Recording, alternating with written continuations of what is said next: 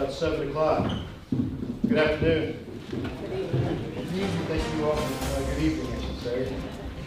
On behalf of myself, I'm Albert Valdez, and I'm the Denver County Sheriff. Darlene Stiegler is the Republican County Sheriff. On behalf of both of us, we want to thank you all for being here tonight. I also want to give a round of applause to all the candidates here tonight. I think they all have, they're going to spend a lot of time and energy seeking your vote, and it's difficult to do what they're doing. So I think it's a good time to give them all a round of applause.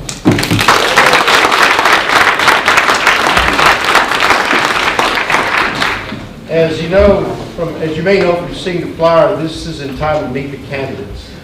It's an opportunity for all the candidates to give you up to a 5-minute presentation as to why they feel qualified for the position they're seeking. We're going to ask you to wait until the last candidate speaks before you start asking the questions. Let's be mindful that we're being broadcast tonight. Let's be polite. Any questions that you ask should be germane to the position that they seek. Each candidate, as I said, will get up to 5 minutes to speak, and I'll have a little marker here for all of you to know there's 1 minute left, and then your time is up. If you choose to use all 5 minutes, you're more than welcome to it. If you don't, that's fine. The candidates will be called in a certain order. Ms. Stiegler and I have them listed and positions. We will start with the candidates who are on this list, but I don't think Marshall King is here. Mr. King, are you here? No. 1 and 4, and we will take them in alphabetical order. Pecos County Commissioner Precinct 2 in the same alphabetical order. Pecos County Clerk, invited to ask questions publicly, or if you want to ask some questions. Well, can you all hear me back?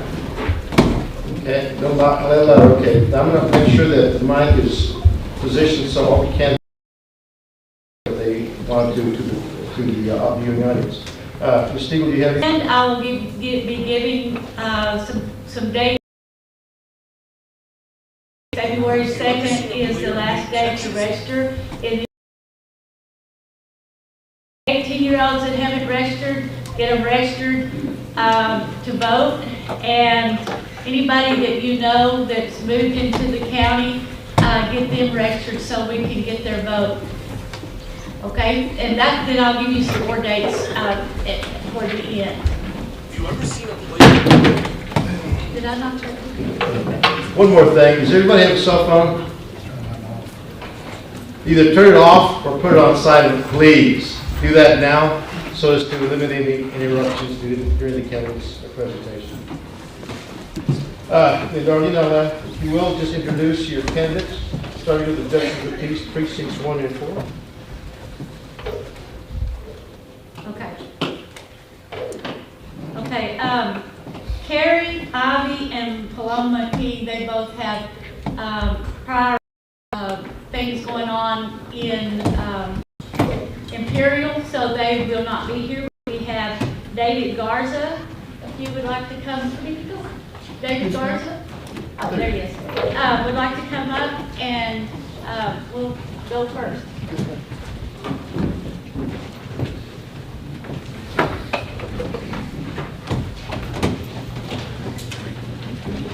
Good evening, all.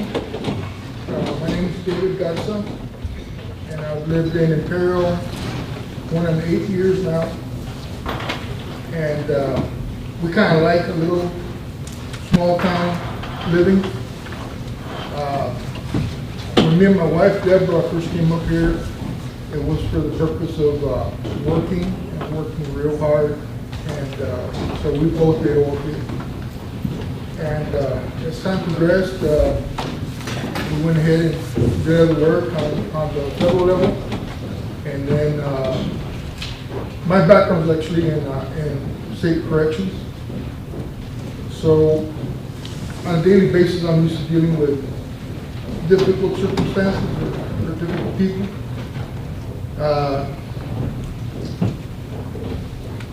The other thing is, as I mentioned, we like the small town feel. Other trends that I bring to the table is military service. I was in Afghanistan, was in Iran, was on the Texas-Mexico border, dealing with the cartels. And so I know how much I appreciate a good, safe community. And I've also learned to dealing with difficult people that you often have a lot of discretion. So not everything requires formal intervention. Some things can be solved informally. And working with people is very interesting. So I want your vote for JP. I'm willing to commit for the duration of the term and make the community as good as possible, or better, and be a little bit more active in the community. So I ask for your vote.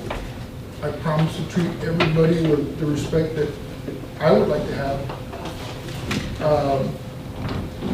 and make the town, or make the little community better than what it is, God willing. So that's pretty much what I bring to the table, and look forward to your vote if I could have it. And I thank you very much.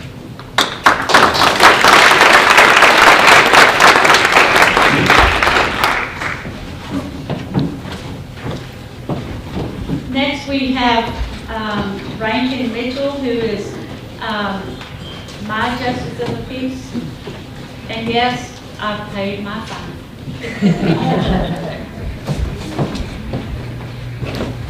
Just brought my step stool to see over this thing. So my name is Rankin Mitchell. I'm the current sitting justice of the peace here in Fort Stockton. If you live in the 79735 zip code, I am your justice of the peace. Place 1, precincts 1, 2, 7, and 10. I took this position a little over 4 years ago now, and I have dedicated myself to the job and countless hours going to school through Texas Justice Training Center to better myself to be able to serve the public. So I don't have an opponent in this election this time around. Lord willing, I'll be able to do the next 4 years and go on and serve another term after that. And I do appreciate everyone's support. So I'm just going to basically talk about what we have done through the office of the Justice of the Peace in the last 3.5 to 4 years. So we came in, whenever I came into office, there was a little bit of a backlog on debt claims, which are basically unpaid credit card debts that get filed by companies. Since then, we've cleared all those up. We also handle all the evictions and small claims up to $20,000 here in the Fort Stockton area. So with those, we have court on Tuesdays, and those are very people-friendly. We're often referred to as the People's Court, and we come in, I listen to both sides equally and fair. I have no one-sided to the other until after everyone gets their information or their why they believe that they may not be guilty, so to say. But on that, I try and be fair and try and be personal with everyone. This can be a very personal job relating to every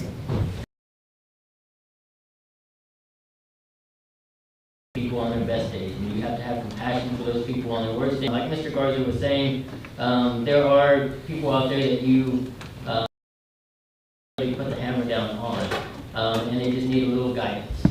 I do that very well and very meticulously. I do have to go to the jail every day and magistrate and set bonds for people who unfortunately wind up in jail. The state pretty much gives us a good guidance on how to magistrate and what bonds to set on those people. So a lot of people coming into this job had a criticism on how the bonds were set. Up until about 2 to 3 years ago, with the Damon Allen Act, which is Senate Bill 6 in 2021, there was a lot of not so much what to do on bond. It was up to the judge's discretion. And after that, there was a big bail reform, bond reform, that pretty much tells judges how to do it, and what they can do and what they cannot do. So that kind of helps us out there in that aspect. Other than that, we also, we do a lot of things for justice court. One bad part, or not bad part, but one unfortunate part is that I am the county medical examiner, or the so-called medical examiner designated, since we don't have an actual medical examiner. So I do have to go out and pronounce people deceased at those locations and visit with those families and show them that everything will be okay and that we will do our best as a public office to determine what happened in that circumstance. A good side of it, we do marriages. I do a lot of weddings, and I'm very happy to, have somebody come and ask me to do a wedding for them. But most importantly, I like to be communicating with the public. I like to talk to people. I like to see people, even if you just come into the office and say hello. I try to be in the office as much as possible. And if I have to be out and about, I'll go out and speak to you individually also. So, if you have any other questions, feel free to come by, call me at the office, and just chat with me. Have a good chat. Thank you.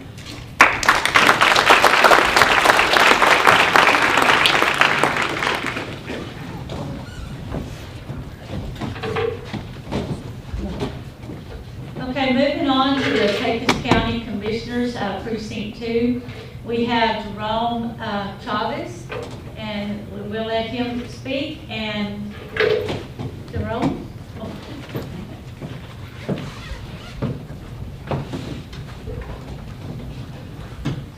Good evening, and thank you all for being here. My name is Jerome Chavez. Was born and raised here in Fort Stockton. I part owner of a local business here in Fort Stockton Body Shop. We've been in business for 51 years now. I wanted to get involved in the community, so I asked one of the council members what could I do to get involved, and he said, we've got a charter commission coming up. So what that charter commission did was we went from a general rule to a general law to a home rule city. So we got that passed by the city.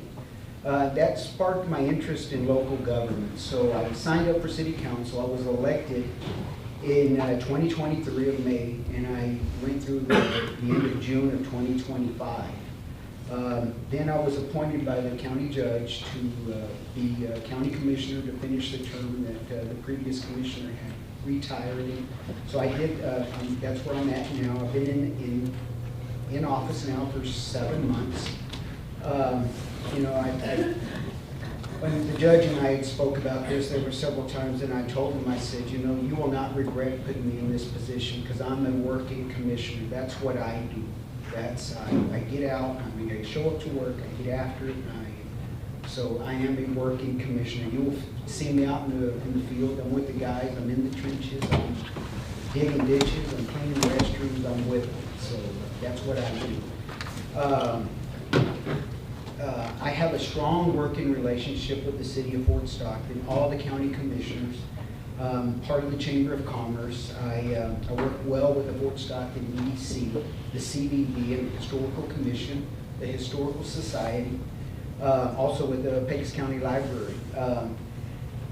Like I said, I've been in office now for 7 months. The accomplishments that I have done, that my team and I have accomplished, is one of the old Pecos County Memorial Hospital on Spring Street. We cleared it, put caliche down, cleared all that eyesore up. I've improved the lighting for safety and security of the people that walk in the park. I've added new lights. I think there's 32 lights, 64 total bulbs. Put all the LEDs. It's a safe environment. We've also completed the basketball court. That's done. We've installed 7 pickleball courts, regulation size, in the park. We've also installed a brand new playground for the kids in the park. I'm a baseball umpire, and I've been all around the state of Texas umpiring baseball games, so I know what a baseball field should look like, what it feels like. And so we've improved the conditions of our baseball fields. I have hired a certified swimming pool administrator, so he is certified. He's got all the certificates. I'm going to keep him up to date. I would like to later on, as the season progresses, I'd like to open the pool for a longer period of time so that, you know, there's more. The pool's ready to be swam in any day of the week. It's ready to go. I've also, we've gone around the park, we've trimmed trees. Apex has graciously donated $5,000 for new trees. So that we're in March, we will be installing those trees as well. Got 1 minute left. I've also completed an interlocal agreement with Terrell County, which we did about 4.5 to 5 mile road improvement on Gray Ranch Road. This building right here needed a serious upgrade in the meter.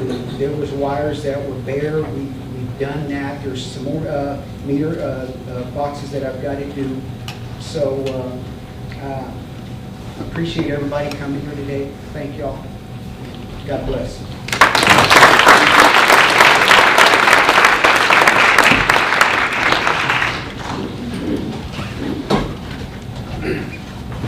Our next candidate for the Pecos County Commissioner Precinct 2 is Ramon Sotelo.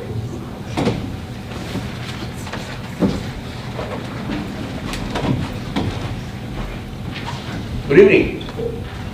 My name is Ramon Sotelo. I have lived here in Fort Stockton for approximately 30 years. Graduated from high school in Bamaray. I started my own business back in 90, trash hauling. I was hauling trash for 7 towns by myself, truck and trailer. I always wanted to be a self-employed, so I took the part in helping people with their garbage disposal. The rural areas out of Fort Stockton, Bamaray, Saragossa, Pecos, Monahans, Odessa. Anybody that needed trash service, I was there. I would furnish their barrels and pick them up once a week. I did that for 10 years, from 90 to 2000. In 2000, I got employed at the Fort Stockton ISD as a custodian, where I did, my main thing was to be a football field. I did that for 4 years, have experience on grass and cutting and all this around the kids.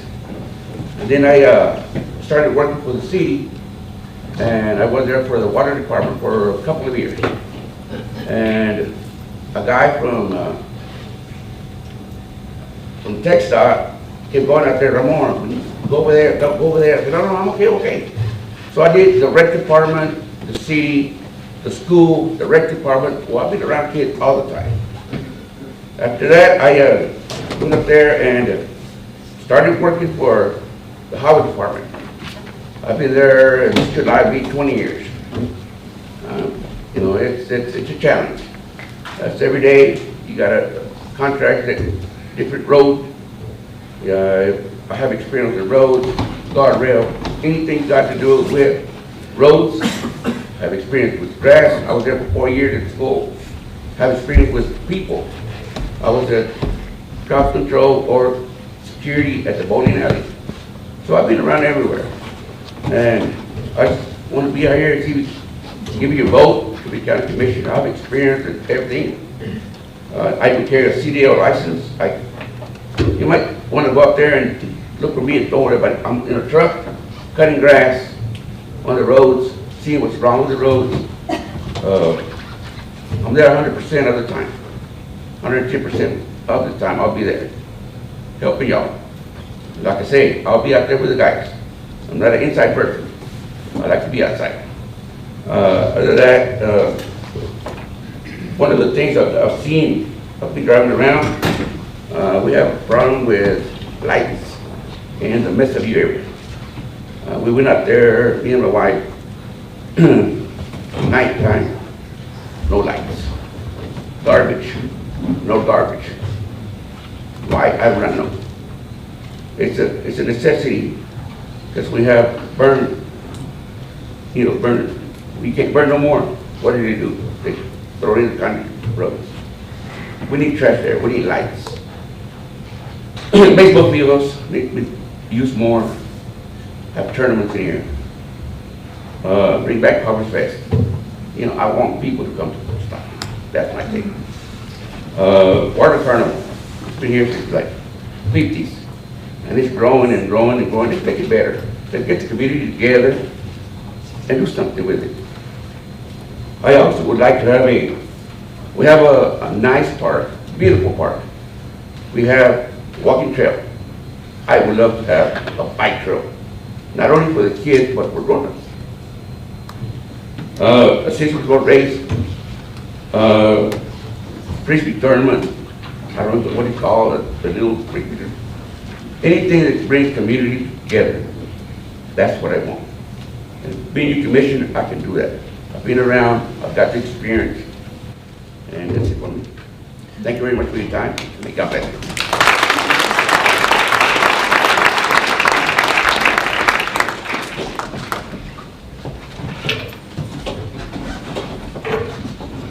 Mr. Delaney couldn't make it, so we're going to move on to the Pecos County Clerk's position.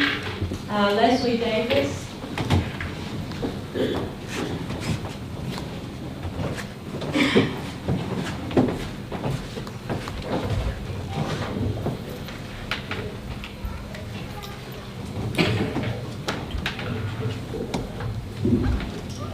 Good evening, everyone. My name is Leslie Davis, and I'd like to thank you all for being here tonight. It truly means a lot to me to stand before friends, neighbors, and people who care deeply about Pecos County. Before I begin my speech tonight, I'd like to say something that's very important to me. I have nothing but respect for Ms. Liz Chapman, who is our county clerk. She has faithfully served for Pecos County Clerk for the past 13 years. Her dedication, professionalism, and commitment to our community haven't gone unnoticed. My intentions are not to replace her legacy, but to continue to build on the strong foundation that Ms. Chapman has created. I'm running for county clerk because I believe in service. That's just who I am. I'm a mother, a wife, and a grandmother, and my family has taught me the value of honesty, hard work, and showing up for others. I also believe deeply that this is a calling that God has placed on my heart. I've prayed about this decision, and I truly feel led to step forward and to serve my community in this capacity. My faith guides me and leads me with integrity, compassion, and humility, and that is how I'm going to serve as your county clerk. For the past 4 years, I have had the privilege of serving the county through Pecos County Extension Office.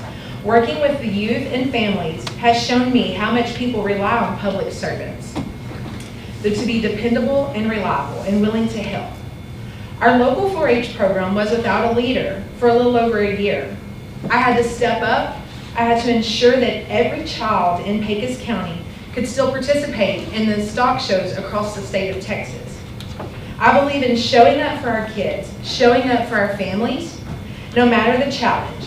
I've also worked very hard in events for our community that were not only fun, but that brought funding for our local 4-H club. I want to be open and honest. I do not currently work at the county clerk's office, but what I do bring is a proven track record of professional leadership. As an office manager, I lead by example and treat others with the same respect that I expect to be treated. My experience has given me clear understanding of legal documents and administrative processions required to handle them. Through my service as District 6 TIA Director, and I am the current First Vice President of Leadership for the Texas Education Association. I have excellent record-keeping skills. I understand that the county clerk's office is accurate in confidentiality, and they're not just goals, they're requirements. I'm not running for this position just to gain a title. I'm running because I care. I care about doing what is right. I care about treating people fairly, and I care about making sure that every person who walks into the clerk's office feels respected, heard, and helped. What makes me right for this role isn't perfection, isn't heart or integrity, and my strong record-keeping backgrounds. I believe in transparency, I believe in fairness, and I believe that when God places a calling on your heart, you answer it with humility and in your actions. Politics don't belong in the clerk's office. People do. Families do. And those people deserve someone who will serve them with kindness, patience, and honesty. I love this community. I love people who make Pecos County what it is. I'm ready to serve you with dedication and compassion and faith. Thank you for putting your trust in me, and I promise that I will do everything I can to make you worthy of it.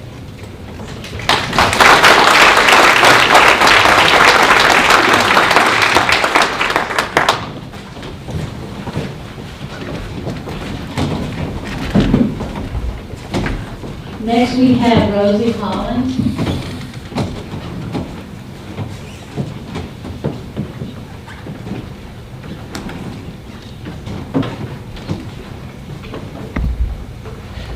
Good evening, everyone. My name is Rosie Holland.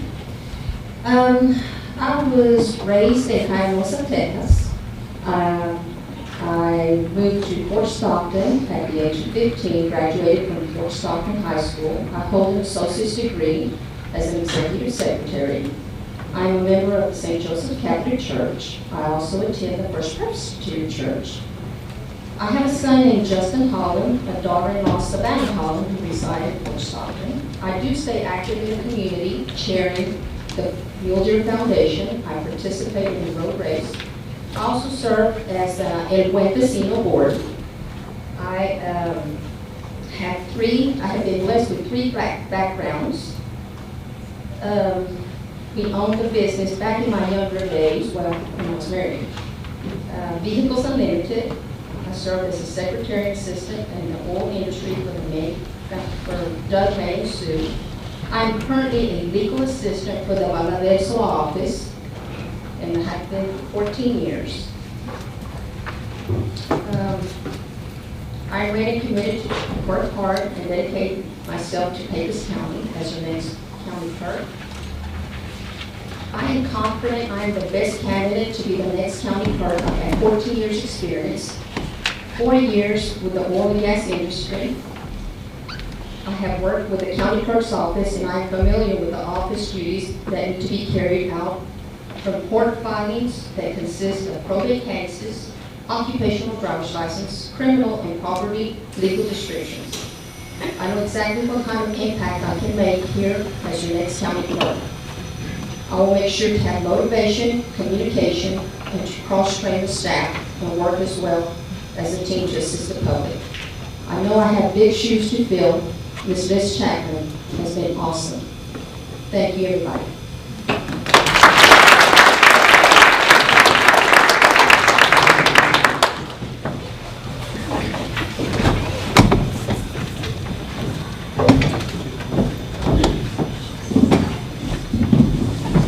Next, we have Esperanza Copes Wallach. I just had to say.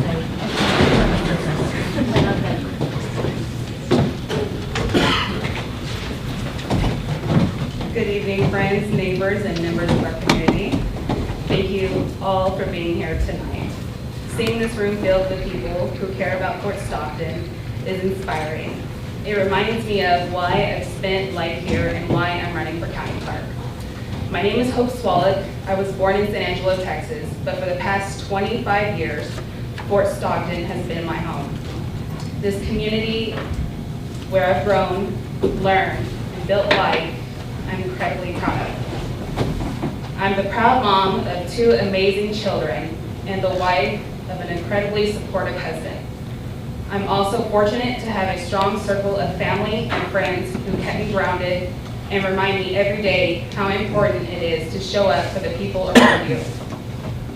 Those values, family, responsibility, and service are at the heart of who I am.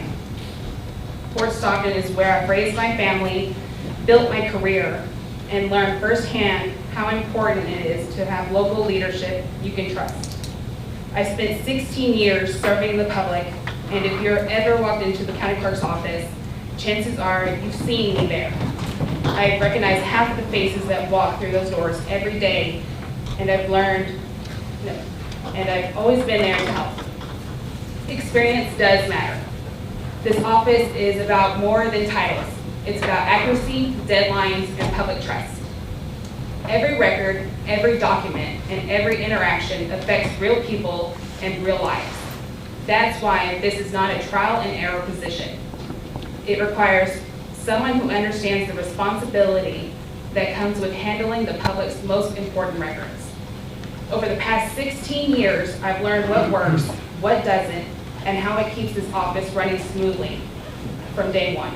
That means residents won't have to worry about mistakes, delays, or confusion because their records are handled right the first time. But experience doesn't mean being stuck in the past. It means knowing how to move forward without breaking what already works.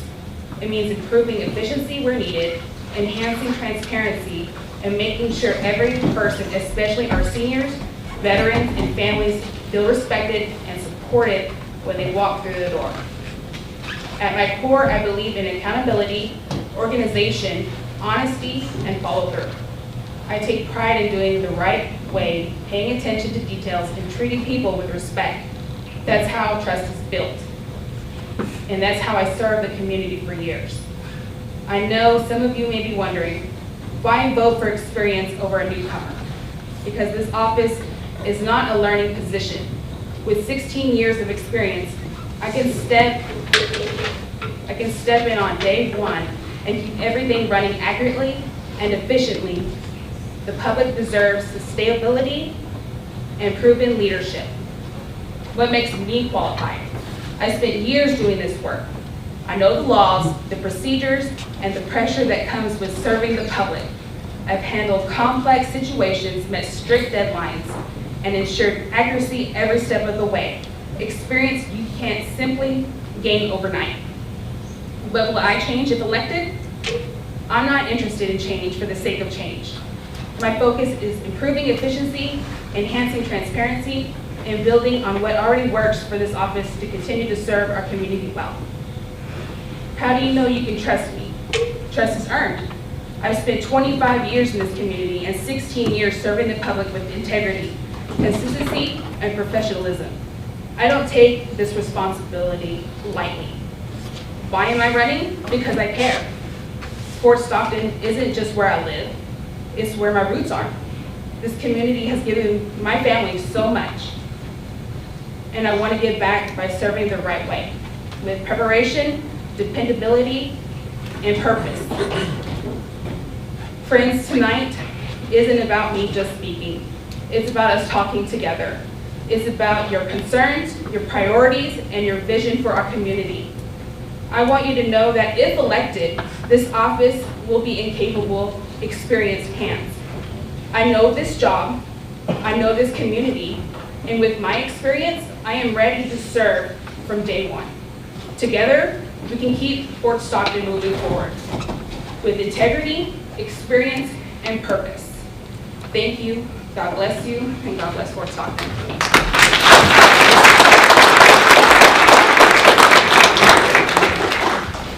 Thank you. So the last of our 5 candidates seek the position of the Pecos County Judge. The first to speak tonight is Santiago Cantu Jr.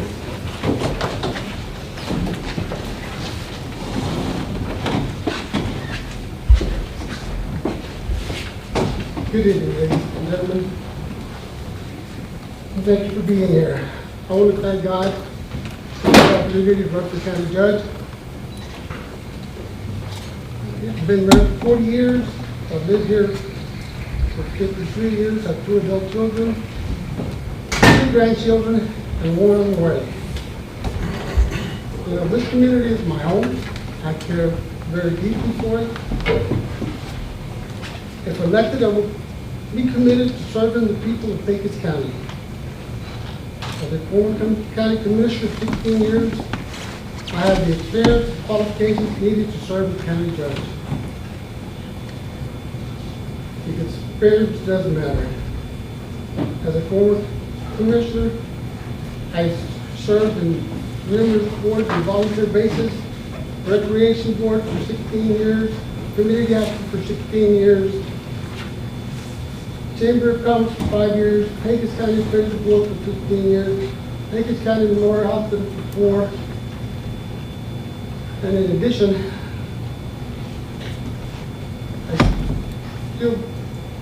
I was an official for Little League Baseball, Pop Point Football, Recreation Basketball, and also high school throughout the Permian Basin. kept pretty busy. I truly believe in working with kids, young children, to help them into well-rounded individuals. And one thing I did try to teach the kids, never to give up, no matter what. Because, they are the future leaders of our community. My life is guided by faith, and faith shapes the way I treat others, and the way I like to be treated with respect. I believe in working hard, leading with integrity. Leadership is not about leadership is about serving others, not myself. Hard work isn't something I just talk about. I do work hard. As a county commissioner, I was a hands-on work. I learned just about to operate all the equipment. Now that I'm working for the city, thankfully they gave me a job. I work on the roads and I do finishing.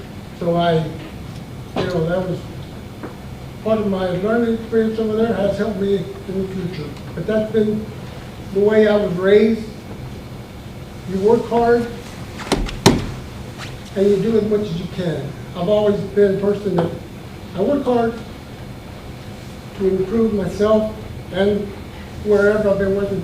When I used to work at Lowe's, it was something that I didn't say, "Well, you pay me more, I do more."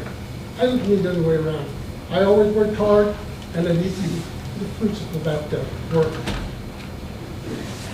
So I understand how county government works, how decisions affect people, and how to get things done. This position is a great responsibility. And I believe that I'm ready to accept that responsibility with all my heart. I'm not going to be at home. If something is happening, I will be there. That's just the way I was raised, not, okay, well, let them take care of it. I've got to be there. So I will be out when something needs to be done. Because the county government does work best when leaders listen and work together with other entities. Such as we need to have a good working relationship with the city of Fort Stockton. Middle Pecos Ground Conservation, thank you. Pecos Memorial Hospital, we got to take care of all our surrounding communities also. Ariane, Imperial, Sheffield, Pioneer, Bakersfield, Urban. In Connecticut, I will work hard alongside the constituents to be fair, efficient, and respectful. Applying principles needed to move Pecos County forward together. I am bilingual. I believe communication and fairness is essential in public office. I support an open door policy and being accessible to everyone. I want everyone to feel free and comfortable calling me at any time, coming by the office, sharing their concerns. I am humbly asking for your support, prayers, and your vote. Together, we can continue to make progress, creating positive changes, and building a united Pecos County. Thank you for taking the time to listen in. God bless and good evening.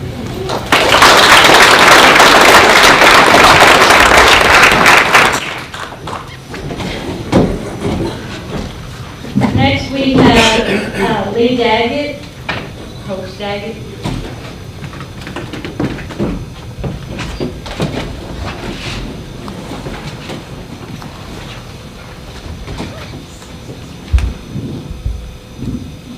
Okay, thank you. I want to say thank good Lord for giving me this opportunity to stand up here in front of you and hopefully represent you as county judge. Most of you know me as coach. I've been coaching in Fort Stockton for the last 19 years. I've been coaching for 29 years in different communities, but the last 19 years. My name is Marsh Lee Daggett. Lee is spelled L-E-A, just like the county in New Mexico, Lee County, New Mexico. So my family's been in this area for about 120 years. My forefathers homesteaded in 1906. So here in Pecos County, my family's been around since the early 1900s, and so we have tried to interact with the county, do our very, very best to make everything about the county and doing the things that we do. We're firm believers on trying to hire within and trying to bring new businesses here to our community. I'm also a ranch owner out here on the Sanderson Highway. I own about a little over 1,600 or 16,000 acres, sorry. And we have lots of development going on in our area. We are part of the Apexes and the NextEras and the Malone Mitchells and all the stuff that's going on here with our industry, trying to bring new businesses and new revenue to our county.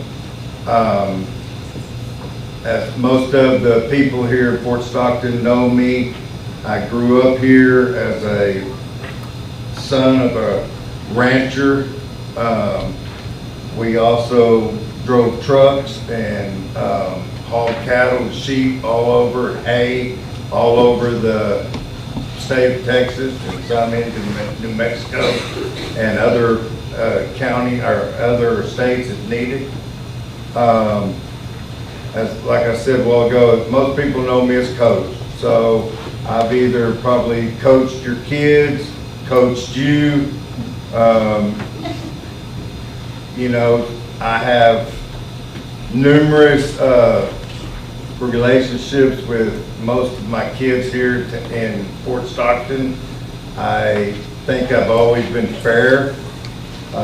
You know, there are some kids, when you discipline them, they get mad at you, they don't like you, or whatever, but I've had numerous kids over the years come back and say that from the hardness that I give them, the discipline that I produce to them, and also the love that I gave them,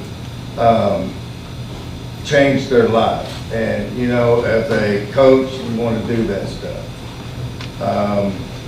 I'm also a CDL owner or licensed.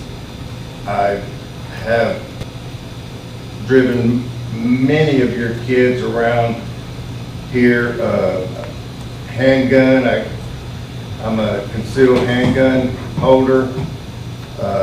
I think it's very important that we try to do our very, very best to bring new businesses to our area, but also to use the resources that we have here as much as possible, and also by being able to bring new people into our town and new businesses into our town. I do want to appreciate all of y'all being here and giving me the opportunity to get up here and speak in front of you, and God bless you. Thank you.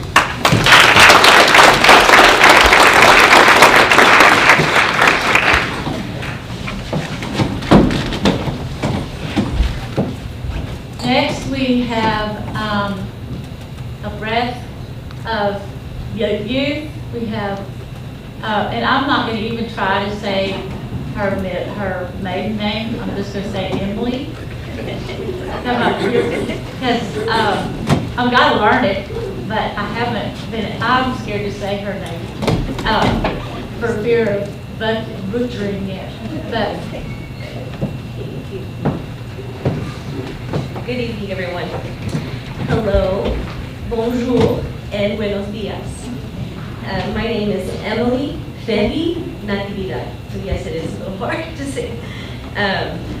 For those who haven't met me, I am running for Pecos County Judge because this county is home and it deserves a leadership that understands people and its challenges and its potential. I grew up here.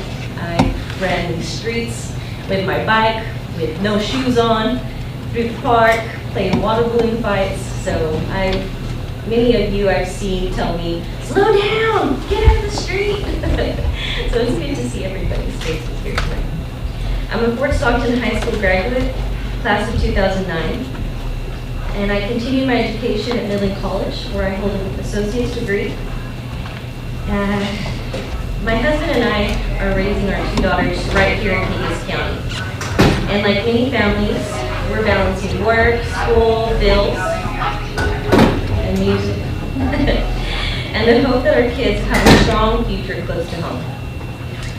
I am a business professional with 13 years of cosmetology background and 18 years of administrative harvesting, administration, consulting, and leasing agreements. I know what it means to have hard work background, managing operations and solving problems, and making decisions that affect livelihoods. I've worked with business owners from the ground up, helping them organize, grow, and survive in competitive environments all across Pecos County and here in Texas, ranging all the way to California and overseas in France. I know firsthand that government should support local businesses and not slow them down. My commitment to Pecos County doesn't stop at my career.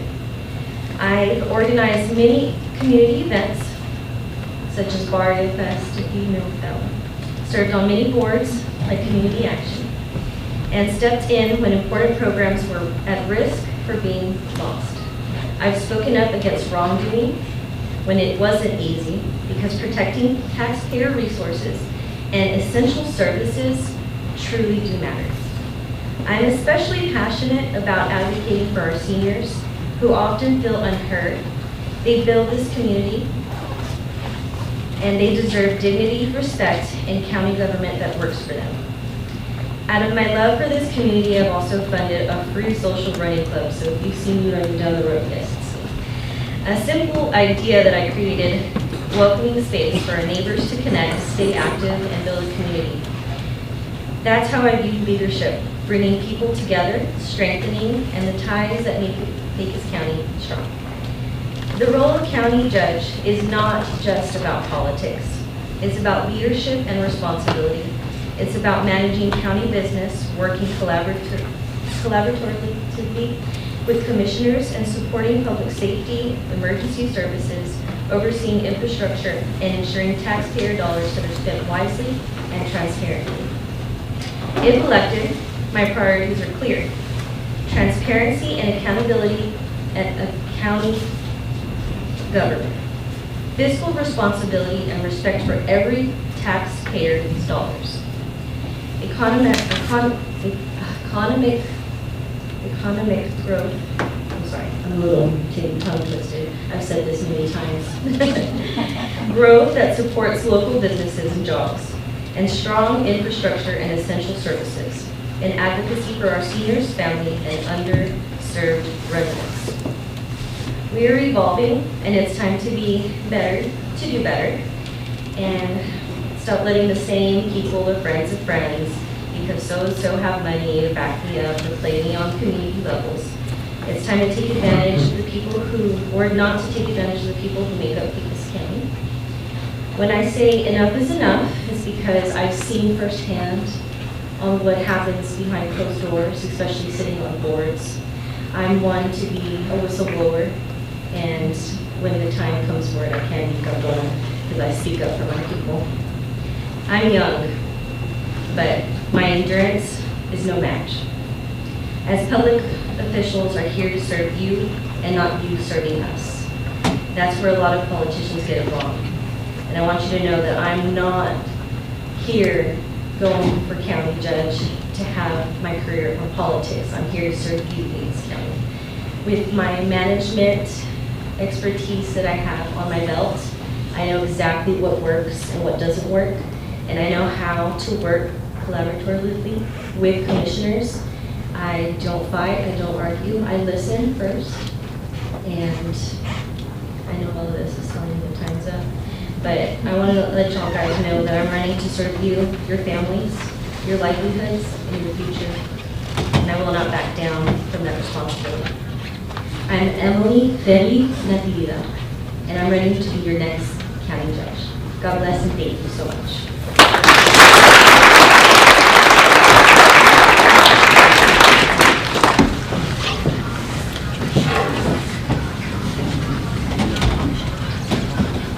ready?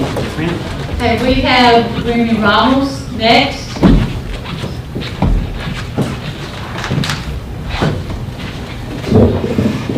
Good evening. My name is Remy Ramos, running for county judge. As a Fort Stockton native, I was born and raised here in Fort Stockton and was raised in a family business that I can now say my brother proudly runs. My sister earned the same work ethic returning to Fort Stockton to serve all of you as Dr. Young at the hospital. It has been an honor to work beside them over the past years and to continue to grow our family legacy. My experience deals directly with the knowledge needed to be an experienced county judge. I have 11 years financial experience, with 6 of those years being here at First National Bank, learning the needs of all of our citizens directly for what they need for their business and for their personal needs. In 2017, I joined Fort Stockton EDC. During that time, I helped the board fund over $2.5 million to local businesses to create new businesses, renovate current businesses, and expand their current businesses. We spent over $1.7 million in community involvements to give all the citizens better parks and better community buildings. We did this while still managing to be efficient with our budget and raise our fund balance by over $2.3 million while doing so. In addition to this, we were innovative and we listened to those who needed it in our time of need. When COVID-19 struck our town with a pandemic, we were able to come back and put $170,000 in the hands of businesses that had to close and had struggling times. In 2025, I moved to be full-time Pecos County Economic Development Director to assist with the influx of the large projects coming to our county. With the experience I had gained and the knowledge I have, I continued to work with Pecos County. Within these 9 years of having worked with Pecos County, we have attracted over $4.5 billion in new development to our county and have under $15 billion under contract within the next 5 years. These next 5 years, we'll see an influx of 1,500 to 1,800 temporary employee jobs that will help create revenue for our community and the surrounding communities of Pecos County. The new development that has already been established has created over 130 new jobs with over 500 more pledged to come within the next 5 years. While doing this, we also thought about our community. What could we do to have these companies give back to the citizens of Pecos County? We came in, we got these companies to now donate to our charitable nonprofits. This year with a minimum starting out at $10,000, with a number that is expected to grow to over $100,000 within the next 2 years that has to come back to local nonprofits in Pecos County. We also worried about our citizens and their well-being. So these companies had to hire locals or relocate people here that would become locals and be citizens of Pecos County. While doing all of this and being proactive in my career, I always remember to give back to my community. In giving back to my community, I served 3 years on the board of directors of Frontier Casa, advocating for the needs of children. I spent 6 years promoting the well-being on the board of directors of the Fort Stockton Water Carnival, 11 years advocating for businesses at Fort Stockton Chamber of Commerce on the board of directors and as an ambassador. 3 years working for our children to better Fort Stockton ISD's career training committee. I also spent 6 years on the Comanche Springs Rodeo Board, 7 years on the Midland College Job Training Advisory Board, 4 years as the Commission and Visitor Bureau Board at the city, and 6 years as the City Planning and Zoning Board. My experience in working in all of these different entities has given me the ability to work to unite the school, the city, and the counties so that we can all work in a collaborative effort to bring better things to the citizens of Pecos County.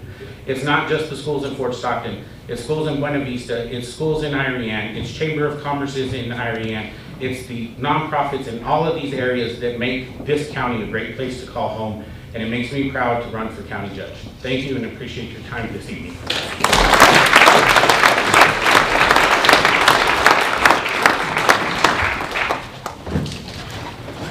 Our final candidate on the list is Kirby Warnock, and I'm going to remind you after Mr. Warnock makes his presentation, if you want to ask questions of the candidates, please do so. You can direct the questions to them directly, or you can talk to them one-on-one. Mr. Warnock.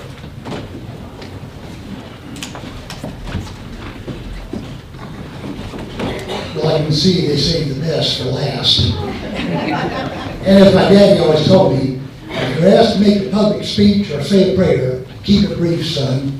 Well, you can learn all about me by scanning the QR code on the cards I've given out to you or my sign up there. But briefly, I currently serve on the Pecos County Historical Commission as marketer chair, the Pecos County Senior Citizens Board as publicity chair, the Pecos County Dinner Tonight Cooking Club as president, the Fort Stockton Film Society, the Fort Stockton Community Theater Board, the Rotary Club of Fort Stockton, where I served as president last year, the Goodnight Loving Trail Committee that puts on the Horsehead Crossing celebration every year, and the Fraternal Order of Eagles as our past president. What I offer is a passionate, fresh voice for Pecos County, not some outsider coming here telling you what to do, but from someone with roots deeper than a mesquite tree. My family has been here for more than 105 years, and I'm not going anywhere. I plan to live here for the rest of my life. Now, my vision is I want to make Pecos County great for everyone. And to do that, I want to expand economic development by protecting our groundwater and getting a year-round flow at Comanche Springs. By restoring Comanche Springs, we will give everyone a chance to share in an improved economy, from people staying more nights in the hotels and eating in our restaurants, to drawing more people into downtown to the Gray Mule, Annie Riggs Museum, the Classic Man, Bee's Diner, the Centennial, and many, many more businesses. You can even start your own business, from kayak rentals to food trucks. I also want to support our hospital by making Pecos County a place where people want to stay and live, and to make certain it remains financially stable. Not just because we have the only full-service hospital between here, Tulango, El Paso, and Arizona, but also because its 178 employees spend their money on rent, groceries, and services. I want to support our veterans by giving them rides to Big Spring and bolstering our local VA clinic. We need to hire a full-time driver to give our veterans rides to their appointments in Odessa and Big Spring, and have our local VA clinic open more than just one day a week. And lastly, I want to partner with the city of Fort Stockton to give our young people something to do by establishing a fully functional teen center, giving them somewhere where they can go and hang out with their friends. It has to be a place where people can drop off their kids and know they'll be safe. We had places like this when I was in junior high school, teen clubs that didn't serve alcohol, and let them play their music, not what adults tell them to play. Now, what do you want to see in Pecos County? I hope you'll share that with me. My name is Kirby Warnick, and I appreciate your support.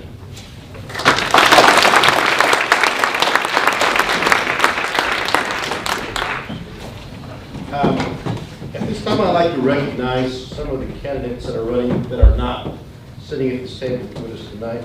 In the back of the room, we have Santos Limon, who is your candidate for U.S. House of Representatives, 23rd Congressional District. Darlene.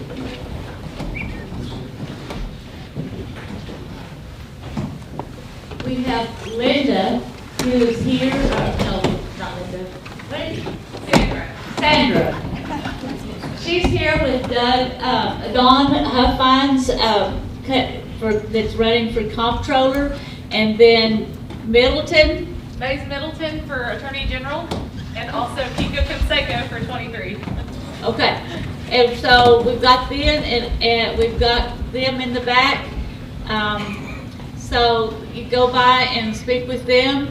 I invited everybody I could think of to come, and Tuesday night wasn't good for a lot of people, but we have a good turnout tonight, and I appreciate you coming, and thank you. At this time, if there are any questions of the candidates, would you please stand, identify yourself, and ask the candidates your choice of questions you might have. I do have a question. Yes. I'm Palalayo, and this would probably be more for the judge candidates. We are talking about our resources. We're talking about new businesses. I did my time, so this is all very familiar to me. And the buzz is this data center that's coming in. And being in San Antonio last weekend, all I kept seeing on their local news was the data center, the power that it takes, the water that it takes, And then we have this freeze the last couple days, and the last time we had a freeze like that, we were all out of power. I was, for 3 days, with a grandma who was on oxygen hooked to a generator. So I'm curious with this data center, if anybody can speak to it, how's it gonna affect our power grid if something like that happens? How's it gonna affect, water is a resource out here. So how's it going to affect that? Because it takes such large amounts of water to cool these down. It takes such a big amount of power to run these data centers. We have Lansing, we have Corman, and now we're bringing in another. Would any of the judge candidates like to address that question? I will. Okay, just go ahead. Yes, I have a concern over the water usage. Water is life. We only get 13 inches of rain a year out here, and the first and best use of water is for drinking. So I have a concern about how much water they will be using. I also have concern about the power. I'm afraid it's going to cause our electric bills to go up, is what's going to happen. So those are two concerns I have about the data centers, is water usage and our electricity. Really, do you want to ask a question? So as being involved in the development with these data centers, those have been the two issues that we have been proactive in mitigating for our county. Power, for your first question, there's two things. The power grid in Pecos County is inverted. Pecos County produces over 4,500 megawatts of power in oil and gas, wind, solar, and battery storages. This power inversion of the deal, we only consume less than 2 megawatts in Pecos County. So with this power inversion, the information you are seeing is correct in the 35 corridor because this is constrained by the power lines that go to the 35 corridor. So yes, it's driving the prices there, but it will have a different effect here. Secondly, we've also got both of the data centers that we have prospective in Pecos County that are going to do their own power generation using our natural resources here to use our natural gas to generate that, which would then create additional jobs because the natural gas industry is going to go back to work out here. Secondly, water. Both projects are closed loop systems, which minimizes their amount of water. And what we have done now is we are working with labs in College Station to clean this water that we all have to smell when we go to Midland, Odessa, this awful water we smell in these orphan wells. And taking this water and neutralizing the chemicals in this water to become to a point for industrial use and use that for the cooling processes versus any part of our drinking water, because we do believe that drinking water is our precious resource and none of these will be allowed to use any of that. Thank you. Thank you. Any other candidates wish to address the question? I'd like to address it. I was not in favor of the data centers, as you will see a spike in your electricity bills, as happens everywhere. It doesn't matter what kind of data center there is, you will see it. There is water pollution, there is air pollution. It is proven. Now, the certain data center that we're getting this go around, they're brand new. They're a brand new company. They will barely make a year this coming March. There is no data before that on them to see how it's going to affect our Pecos County. Now, it is what Kirby has said. It is a very, big topic how it's going to affect us. Remy has had his pitch on Commissioner's Court. I have sat there and listened to everything that's going on. But there isn't more data and more transparency than what you asked. We need more. And I was not in favor of it. But and now we can't go back. It's already set in stone. But the only way we can make sure is to hold them accountable and to make sure that we have restrictions and abatements on them to make sure that we are not going to be at risk. So, thank you for asking that. It's a big point. Any other candidate would like to address the question? The data centers produce, they produce Bitcoins. Of course, it only takes maybe a family-sized pool to produce a Bitcoin. And we've got the groundwater conservation districts to be able to protect our water.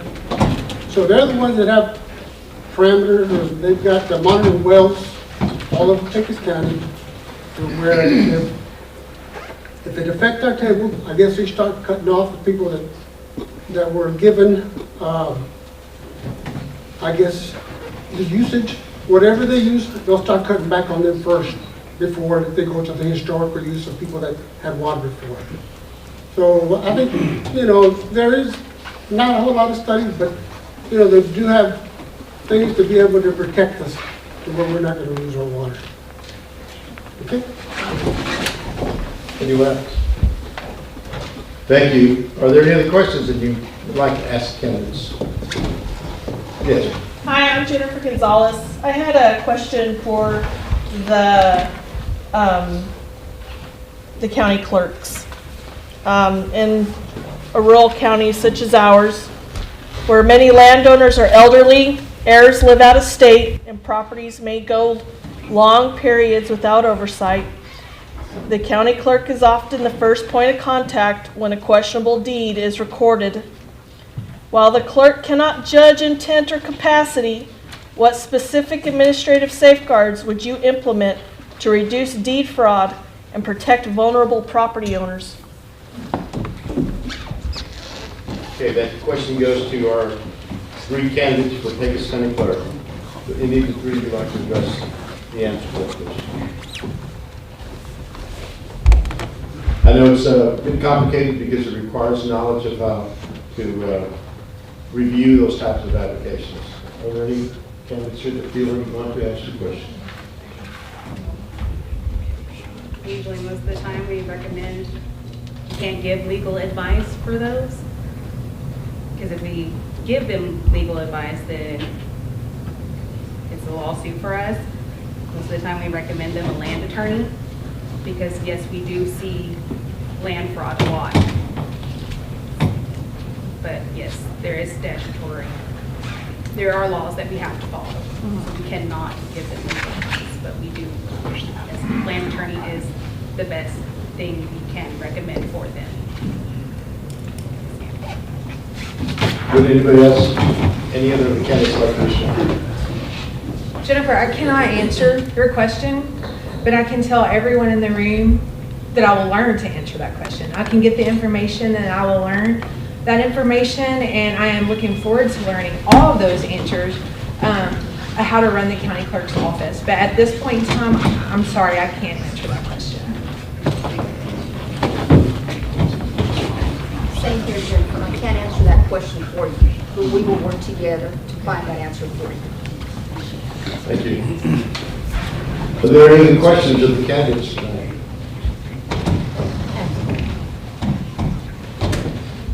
Yes. Hi there, sorry. One question. Kirby kind of talked about this a little bit. First of all, my name is Tristan Berrigan. I'm a correspondent for the newspaper. We are currently streaming on live Facebook and YouTube with over 100 viewers. So this question goes to the county judge and precinct 2 commissioner candidates. How do you view the potential role of restoring Comanche Springs and supporting tourism and economic development in Fort Stockton, particularly when compared to similar sites like Balmorhea State Park? That's the question for... I'll take that because that was what I outlined in my vision. Yes, you go to Balmorhea, there's a line to get in there now. You can't get into the park. There's so many people that come from all over, and they're way off I-10. We are right on I-10, and people coming from El Paso or San Antonio or Austin would see Comanche Creek running there, and they'd pull over and stay here for a few days instead of just gassing up and leaving. It would drive tourism here and bring a lot more dollars to the area, and it can be done. And so that's what I've outlined in my vision, in my speech. I want to see us restore Comanche Springs and let everybody share in the economic development. It would help everybody with a business in Fort Stockton, downtown, the whole 9 yards. And again, if you don't believe me, go out to Balmorhea this summer and watch the line of cars trying to get in, or go on their TPW website, and you have to make a reservation to get in that place. Well, the question was addressed to the county commissioners, and Mr. Warnick spoke on behalf of the county judge position. I invite those who are also seeking positions of county judge and county commissioner to address the question. Yes, so one of the unique things that we tried when I was with the city council, we tried putting water in the creek, we tried putting water in the pond, and whatever. So we contacted Mr. Chong that owns some property just, I would say, south of the Comanche Creek. I've actually spoken to the gentleman. He's willing to donate that land. There's, I think, 16 acres of land that we've talked about putting water in there. We hadn't heard back from him in over a year now, so we don't know where that's at. I would love to see water through the canal. I mean, when it rains, you see people just come to the park. I mean, it's an awesome feeling to see people out there. I'm not opposed to that. I just, there's certain things. The creek, actually, the concrete creek of that that runs through the park belongs to the Pecos County Water District. It does not belong to Pecos County.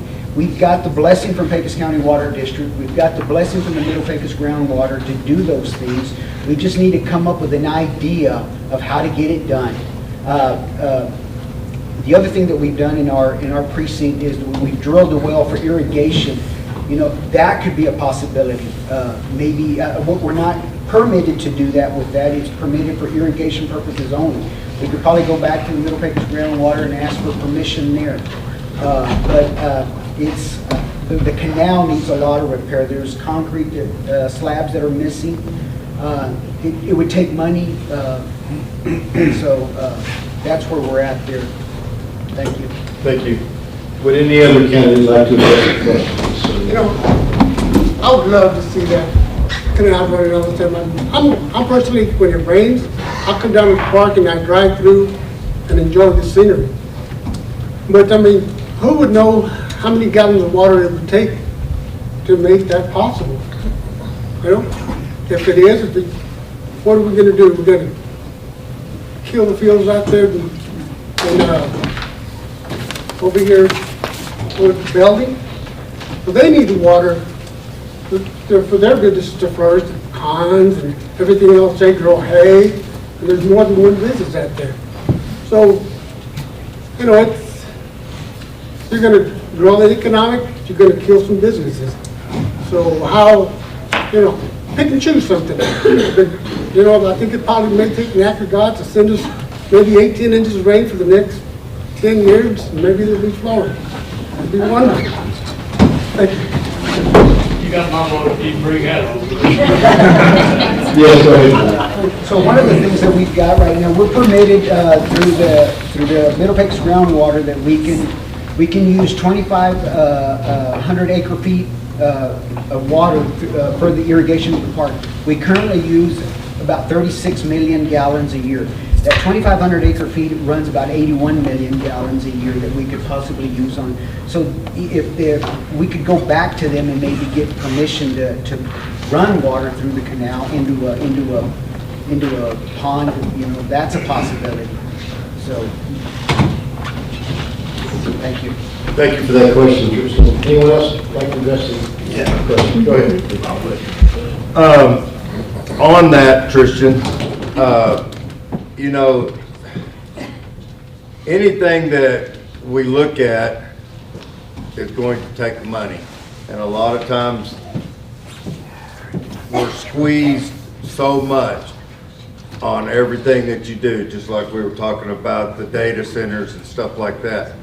But, I mean, you could look at 2 or 3 different ways to get the water back and running. You know, like we talked about a pool, maybe to recirculate the water out of that pool and keep it going all the time. That way you're not using a lot of the resources that are for drinking water and stuff like that. But some of that, it all comes back to figuring out what we can afford and what is the most reasonable to be able to do something like that, to bring different people into town to spend their money, staying overnight, to see the things that are happening.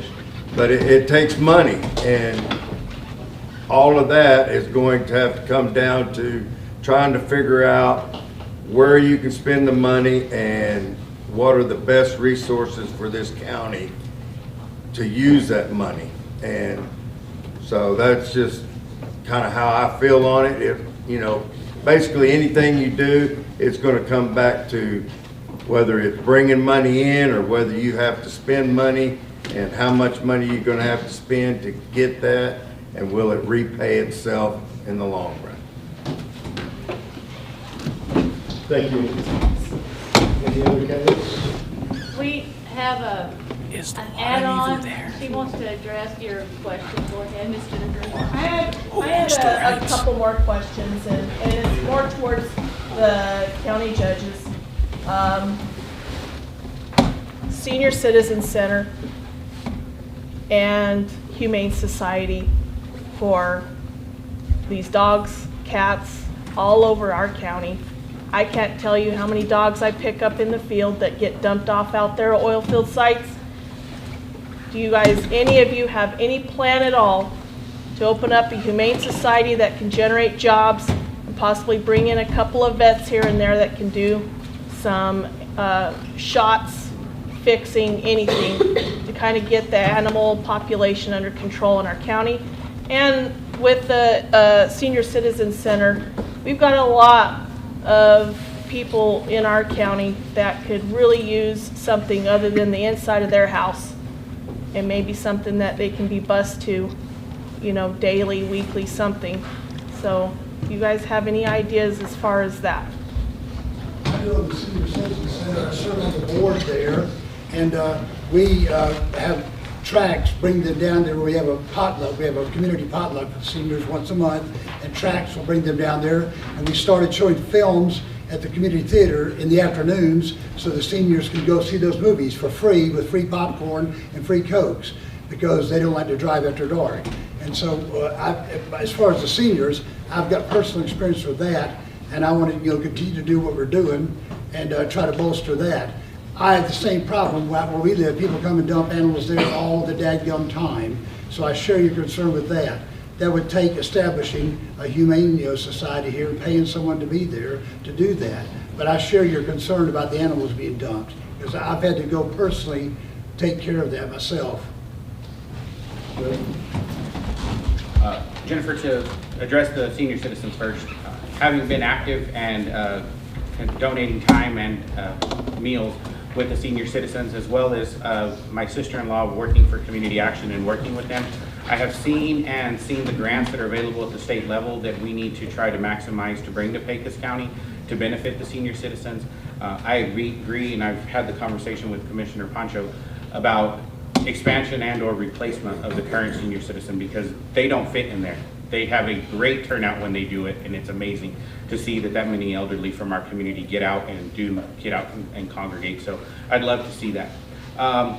As far as I'm concerned with the Humane Society, as far as my knowledge is to this of this point, I think that it still goes back similar to like the city's way, and that purview would fall under that of the sheriff. And so I think that would have to come from law enforcement and those type of natures in order to handle that. But definitely would be in support of something for our law enforcement, because supporting our law enforcement and emergency services is definitely a critical thing that we must do in Pecos County. Let me just add something to that. I'm not senior down here, but senior citizens really enjoy board games, checkers, chess. So those of you who have additional time, find yourself with nothing to do, go to the senior citizens, take a board game. They love it. They really get into that type of engagement. So you'll feel really good when you do that. Any other questions from the viewing audience? Yes. I'd like to input on Jennifer's question. First, I'll go with senior citizens. I've helped with senior citizens. I've helped manage financial books for them, ranging from getting help, the doctor, making visits.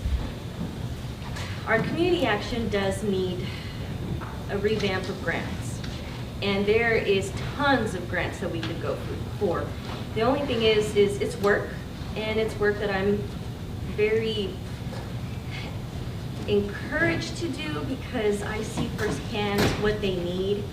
I personally have a relationship with one senior citizen that he is 91 years old and he drives his pedal bike up and down, and he is resilient. He will not ask for a ride, but he doesn't know how to read, he doesn't know how to write.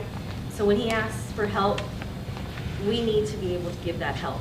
We need to be able to have all of that revamped, to have senior citizens to get all the help that they need. And that is through grants. And grants will be able to hire more people to be able to help the community action as well. Because right now they're still using our county building, which we've patched it up here and there, but I think maybe they deserve something a little bit nicer, somewhere to go to, and bigger, yes, bigger. So that needs a lot of TLC, but it's work and it's grants that I can fill out and I can go and get. For our animals, they're out of control. Right now we have a few that are up and down the street just terrorizing cats and killing them and slaughtering them all over the place. And it's sad and unfortunate that they're dumping them out on rigs and people's lands. Sometimes my husband brings home cats and dogs and I say, I'm sorry, we can't take any more in. But why not have a grant? That way we can have a humane society. I know that we have different volunteer groups here in Pecos County, specifically here in Fort Stockton, that have taken on the responsibility, and they have help from Cayenosa to give them funds, but it's not enough. And especially with this freeze, you should have seen all of the tarps and all of the heating lamps that they had provided, but it's not necessarily thrown on the sheriff's department, because what are they going to do? They're just going to euthanize everything. They're not going to help. They're just going to kill them, because it's not really something that is a go-to for them. So we need to be able to help in that area too. And the way to do it is grants, grants, grants. Thank you.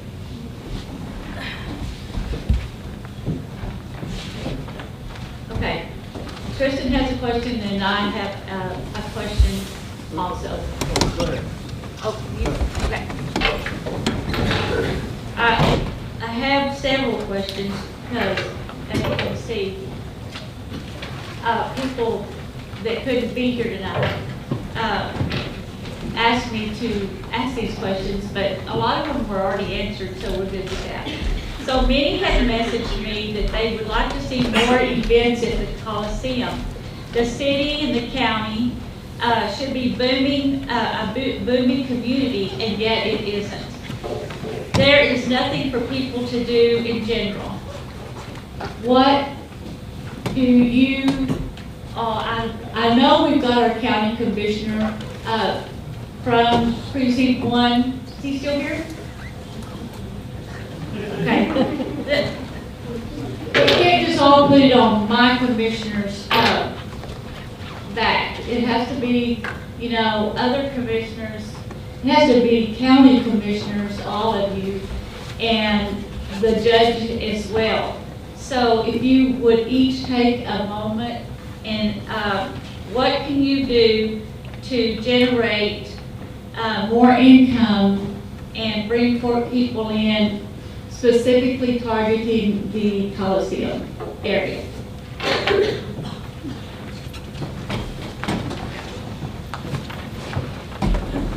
Anybody? Oh, sorry. Okay. The Coliseum is definitely on everybody's radar. I go by every day going to golf practice, and you know, we fixed it up and it's really pretty nice. And the way I look at it, it needs to have an event going on there weekly in that Coliseum. And I'm sure that it's being used quite a bit, but there's a lot of other things in this community that could be held at the Coliseum or at the Civic Center out there. And, you know, we could bring in some different things for the dances and stuff for the people, have some more rodeos, have different events going on in the Coliseum, because it's not getting used as much as it should be used. We use it for our livestock show, which I would really like to see improved. I'd like to see a lot more of the businesses in town head out and sponsor our kids and the stock show that goes on out there for our county. We should be able to generate a lot more money for our kids and for our community through that. I have one of my sons is the ag teacher over in Kerrville, and through theirs, of course, they have a couple more businesses than what we have here, but they generated, I mean, like 10 times more money in their county. Of course, they had a few more kids. I think we had like, I think it was 91? 61. I knew it was something one. But we had 61 here and they had like 197. So they tripled ours.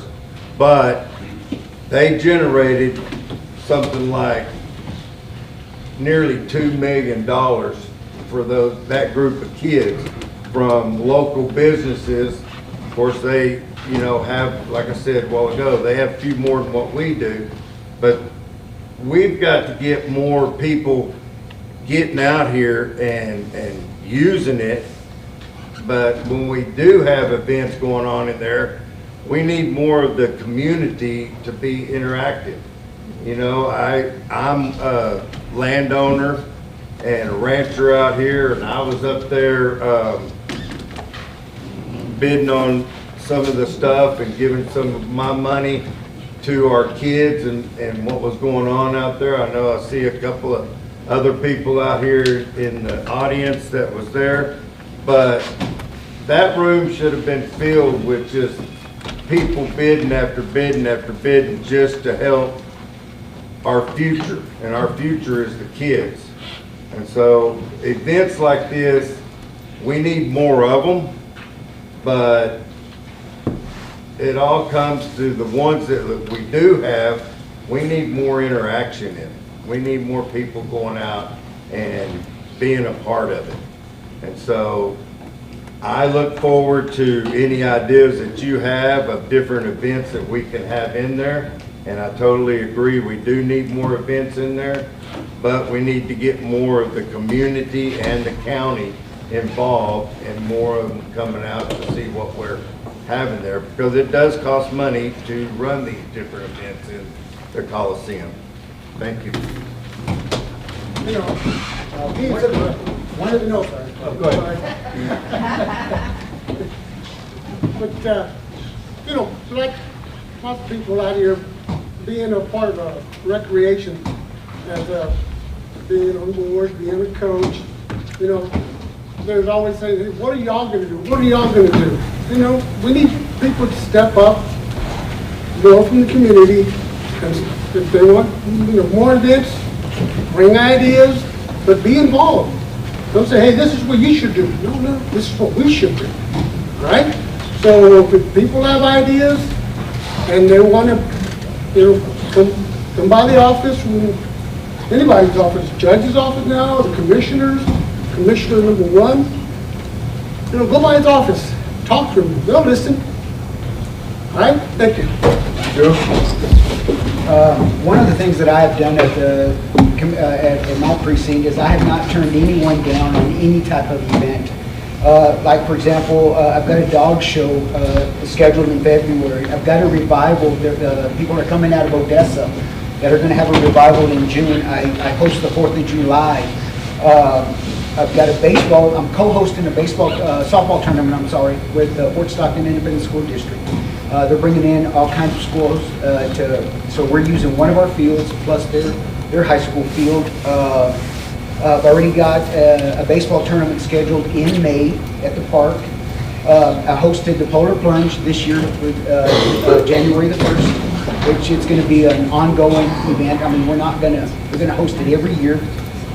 Events at the swimming pool. I'd like to have weddings, quinceañeras, birthday parties.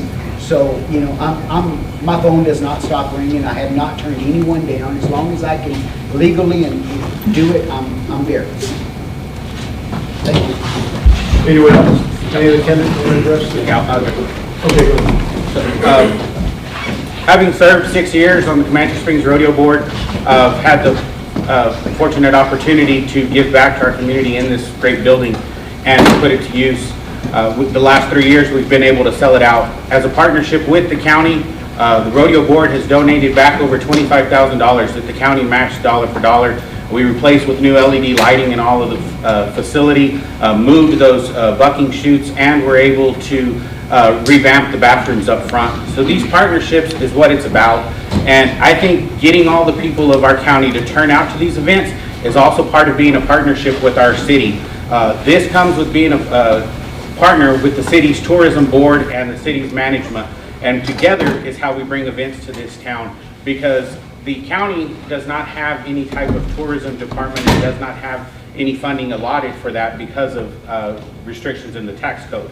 But tourism money that is hotel motel money is designated for that. If we work with the partnership that we have with our city and our city leaders to maximize their funds back into the Civic Center, back into the Coliseum, and attract these events, I think the partnerships is what actually in turn brings the new projects to Pecos down.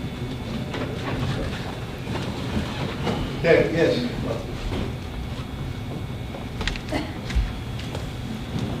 You can probably be heard from there, Robert, if you want to speak loud.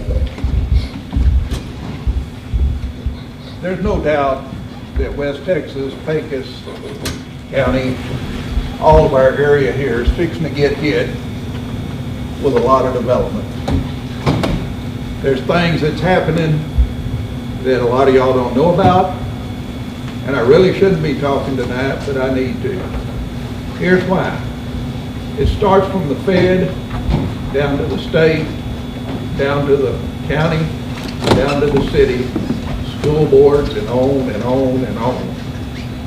I want to hear from y'all tonight, all of you, how you all are going to work, and I'm talking about the different federal, state, local. We're going to work together to take care of what we're fixing to be hit with. We do not have the infrastructure here. We do not have a lot of things that it's going to take for the growth that y'all are fixing to get hit with.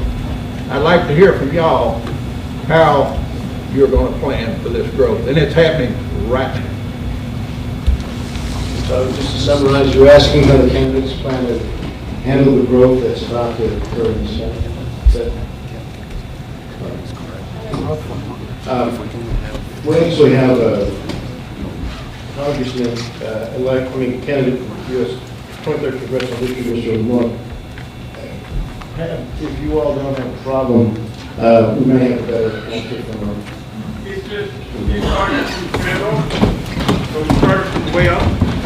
I think it's my duty to answer that as a federal or elect representative, as a candidate. And it starts like this. It starts right here. Our federal elected officials are not listening. It starts right here. I wish we had more federal elected officials attending this type of meetings. The answer to your question is grassroots. We have to start from the beginning again. We have to all come. This is remarkable what we're seeing today. This is exactly the prime example of what our country needs. In Texas, yet, this is what Texas Strong represents. This is what it is. Having both parties together, people in one room with multiple ideas, different ideas, but it all starts here. The only thing I want to say is just to elected officials, God bless you. To the candidates, Godspeed. Thank you for having me, and thank you for the invitation. Thank you.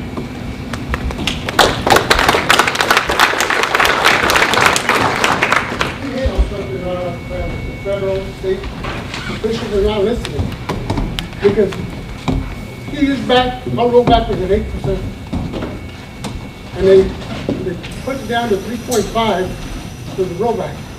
So you can only raise, not even half of what we used to be able to run, be able to collect revenue for, collect revenue and taxes to be able to run the county.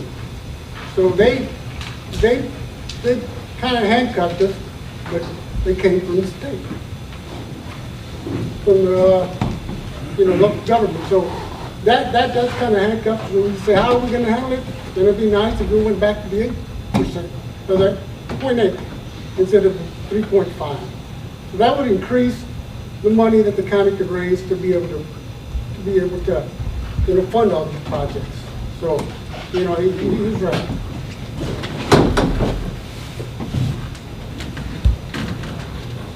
On some of it, I look at it as, we have to come together as teamwork. I don't know, I look at it that a lot of our entities are going in separate directions. And in order to do something like the infrastructure of the city and all that stuff, that it comes from everybody having the same goal and working, together. Now, you're gonna have some differences, but we've got to work together as a team, the whole county. That's the hospital, that's the city, that's the water district. Everybody's got to have some common goals, and we've got to be working for the same goal that we're trying to get to. Talking about the infrastructure for maybe lots and lots of people moving into our county.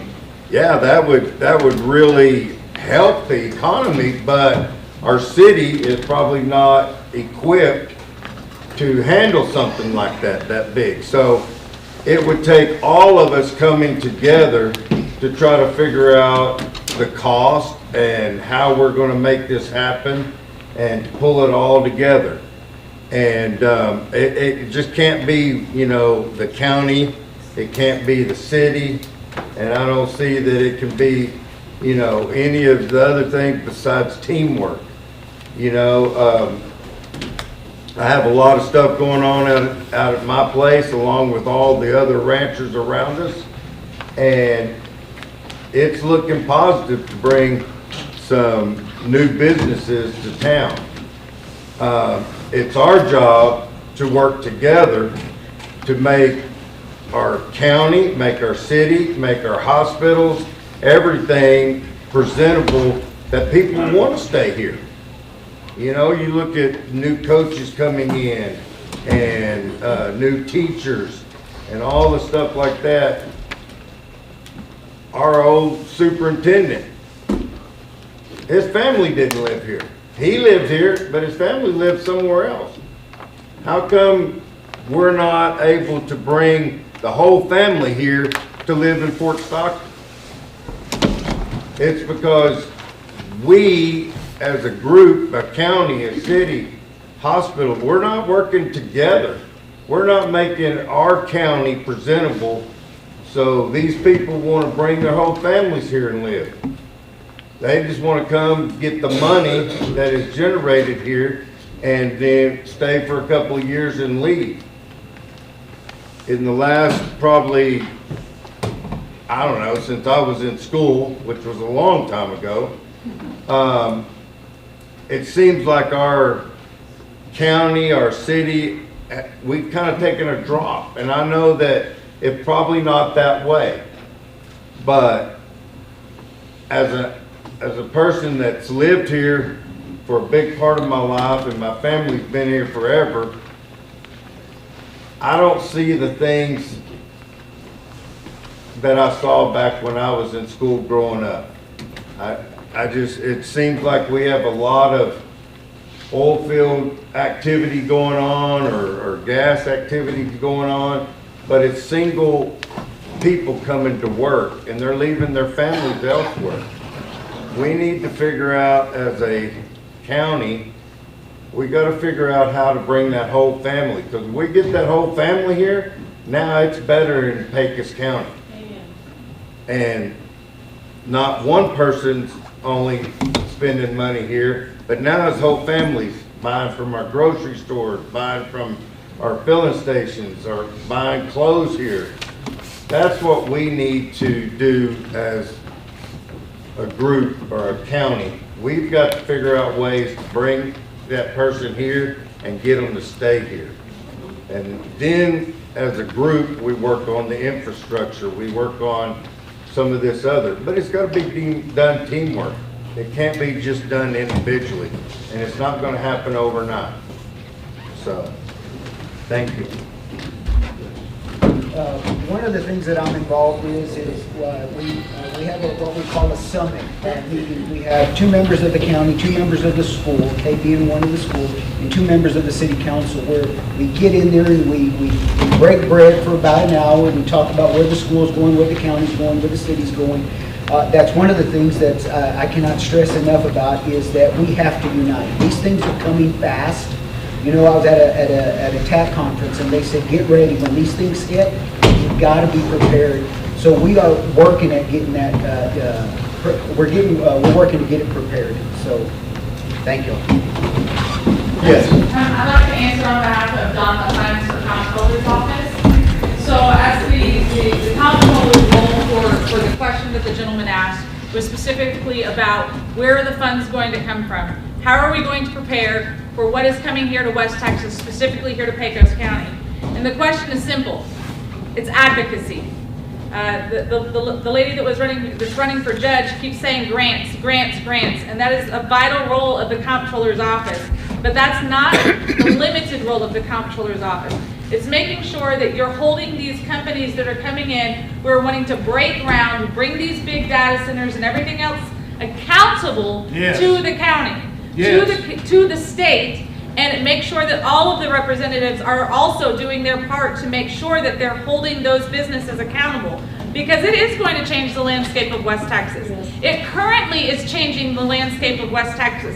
And that's why you have to have people in office who are willing to stand up and say, if you're going to come and change our landscape, you're going to make sure that you're paying to change our landscape. You're going to make sure that you're putting in the infrastructure so that these families do come and stay, so that they're not just fly-by-night opportunities that leave windmills and these farms that just sit there and rust.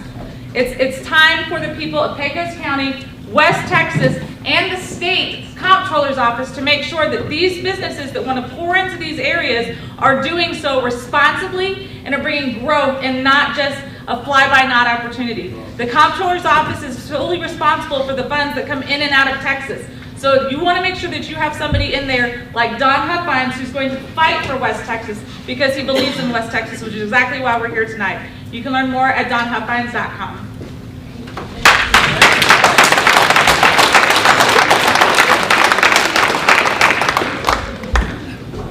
I can't agree more with what's been said, but I think what it entails is that it has to start from the bottom up.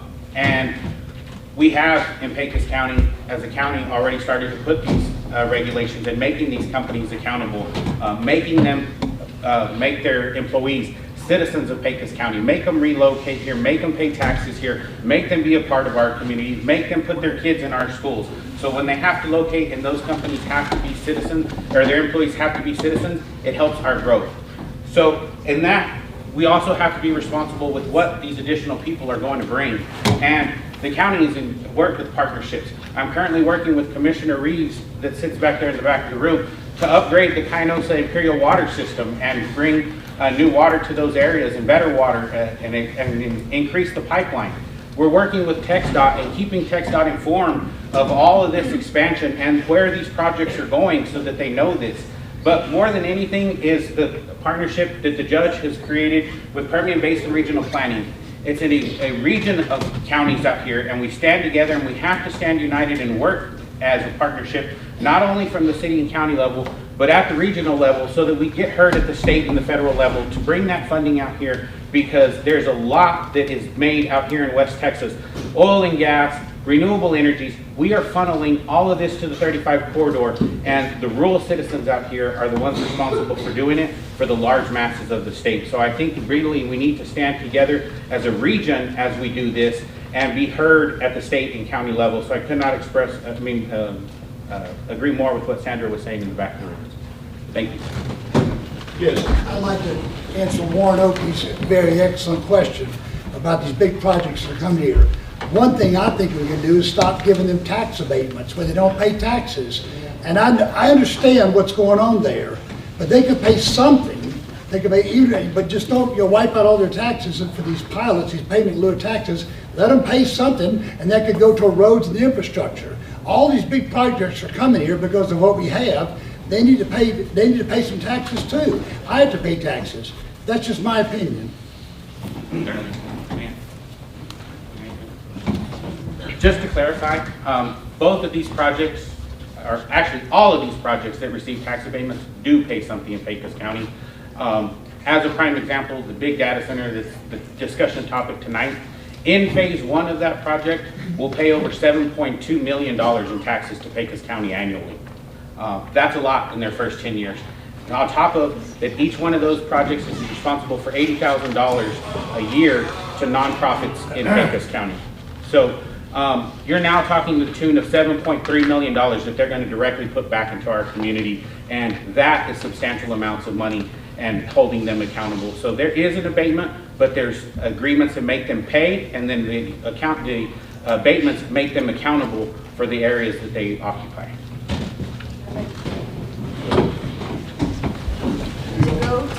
To add to that, the numbers are off. You guys are giving them patty cakes. These data centers, AK, that's number one, many other ones. We're giving them peanuts. We should be getting way more. Pecos County is huge. Have you guys ever traveled all around Pecos County? They're going to use all of our land. They're going to use it all if we let them. But we need to hold them accountable. And yeah, you have good ideas, but the numbers are off. We need them to pay more. Why? Because they are going to make trillions of dollars off of us. And why? Because we're letting them. And the only reason why we're letting them is doing this. And enough is enough. We need to make sure that we're not letting them just pay the pilot. We need to make sure that they are paying us to use us. Yes, they can come and live here. They can come and make us grow, but they're not going to use us. That's for sure. Not under my watch. So we're going to make sure that once they're making trillions off of us, we're also going to get some money too, because that's how we grow together. So it's got to balance. Just like the law balance scales of the Lady Liberty, she's got to balance out here too. Not just one over the other. Yes. My name is Patrick de la Paz. I'm not a native from here. I moved here for work. So there's all this talk about growth and businesses or whatever's coming here. What about jobs? I haven't heard anything about jobs. I know if my job disappears, I'm gone. I'm only here because of my job. I bought a house here, I'm living here, I love it here. I love the small town. But if there's no work, I'm gone. Right. What are we going to do about jobs? So to answer that, we should be creating opportunities that are going to create and keep jobs. That way, people like you can stay here. You know? I love it here. And with these data centers, yeah, you're going to be. We can hold them accountable by helping us by using our contractors, using our welders, using all the resources we have here. But once they're done, that's it. They're gone. And who operates these things? 5 to 8 people, and that's it. And they only hire within. That doesn't make any sense. We have to be creating jobs that make sense, that are going to help us grow. Yeah, it sounds pretty, but is it actually going to work? Is it actually going to have some type of outcome that's going to benefit us? No, we need to make jobs and make sure that they're long lasting, not short term, never short term. That way we can welcome anyone and everyone who wants to be part of Pecos County. Make it make sense. So the data center that's in discussion is bound by their contract to Pecos County to create a minimum of 500 jobs with a medium average income of over $65,000 annually. So they are going to create the jobs, and like I said, as per the agreement, their jobs have to be citizens. So they're going to reach out and hold local job fairs for anybody here, but then they're going to have to try to relocate people, and they are addressing housing needs by creating housing to attract these type of people. But 500 new jobs with an average income of over $65,000 in a house is very stable for Pecos County. I would like to answer your question, sir. Tourism is big business in Texas. And by revitalizing and restoring Comanche Springs, we'll bring a flood of tourists off I-10 that will bring jobs here. You can create jobs if you've got the tourists coming. I mean, if you don't believe me, go to Fredericksburg. Call, you had a question? My name is Harrison Costa. Most of y'all know me by Paul. I do work in the crystal industry. We aren't in Pecos County. but I know for my company, we've built 2 huge substations, and I heard some of the concerns earlier about power and water usage. Neither one of our sites use any water, groundwater, trucked in water, or anything. We buy bottled water by the pallet. All that is for drinking. To the power, what our facility acts like is, so Texas produces, if y'all are using 10 and Texas is producing 20, we absorb that extra. So there's not power production when we need it. So when it gets, so ERCOT, hey, y'all need to curtail or their home. What we do is we curtail, we quit, and then the power's out to everybody. But our substations that we've built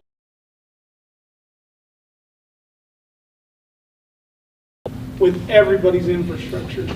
Because I do believe that if a company's going to come in here and change things, they better help us out too.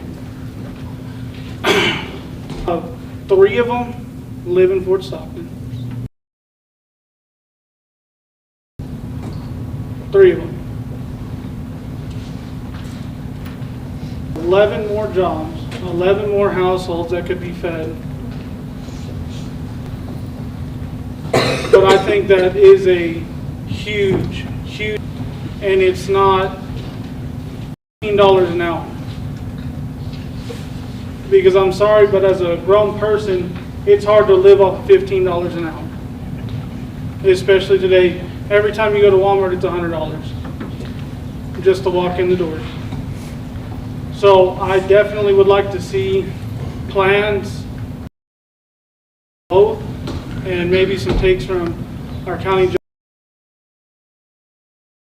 More facilities, data facilities, crypto mining facilities. Try to get it a little closer to the cities. I drive an hour to and from work every day. If there was one 15 minutes on the road, I guarantee you I'd probably work there. So I would like to hear maybe some thoughts on trying to get it closer, because that's a lot of jobs. I mean, if you have 2, that's 30 jobs of people that would be willing to move here and live here in Fort Stockton, in Ariane. A lot of land that's, some of these mining facilities are, and it's not like a well-maintained oil field road some of the ranchers would know about. And you have people still wanting to work there. So I really think that if you find a way to bring more of that into Pecos County, or have any plans on that, that would be great. Currently, right now, in that 15 million that I told you that we have scheduled for development includes wind, solar generation, battery storage type of facilities that you're talking about, as well as data centers. And the attraction to these has always been the utilization of the grid and working with ERCOT. And so it is a continual interaction that we have with ERCOT power within the region to try to attract those projects to Pecos County. So definitely aware of what you are. It's just a exchange of where the power is and where the interconnects are available with ERCOT. So we have to take what we're able to attract here in Pecos County and then enable the more generation projects, which then enable the initial additional interconnects and the off takes. So thank you for your interest though. We have one more candidate who wants to speak to that, and we're going to wrap it up. On this, on what we're saying here, you know, the business is coming whether we want it to come or not. Find ways to keep people that are working there. We've got to make our area more presentable that they want to stay here, like I said earlier. You know, the business is coming. One way or another, it's coming. And everybody says, well, you know, if I don't do this, I don't do that, they're going to go to another county or whatever. No, they're coming to our county. Whether we want them here or not, they're coming.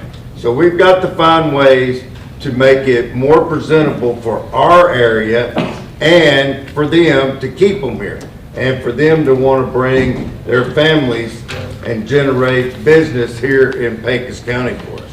The business is coming, whether you want it or not, whether you give them this or that, it's coming. We've got to figure out ways to keep them here.